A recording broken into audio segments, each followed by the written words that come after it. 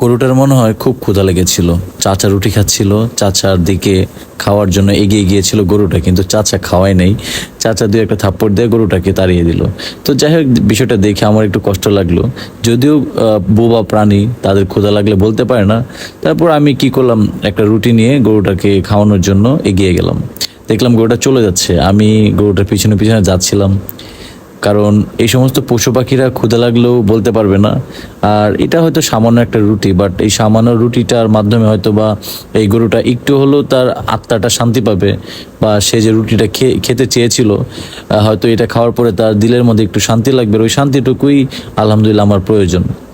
হোক সেটা পশু, কিন্তু শান্তি যদি লাগে, সেটা মানুষ হোক বা পশু হোক, সব শান্তি কিন্তু একই রকম। যাই হোক, আমি চেষ্টা করতেছিলাম খাওয়ার জন্য। এই এই লও তোমার রুটি। একটু আগে তুই রুটি খাওয়ার জন্য চড় খাইছিস, একটা রুটি খা। রুটি দেওয়ার পরে ফুস করে শব্দ মুখে দিয়ে দিচ্ছে, আমার আঙ্গুলটা কাটে দেয় তোর কামড়ে। এত পরিমাণ তার ক্ষুধা লাগছে, রুটিটা পুরোটা খেয়ে ফেলছে। যাই হোক, ভালো লাগছে বিষয়টা। থ্যাংক ইউ সো মাচ সবাইকে।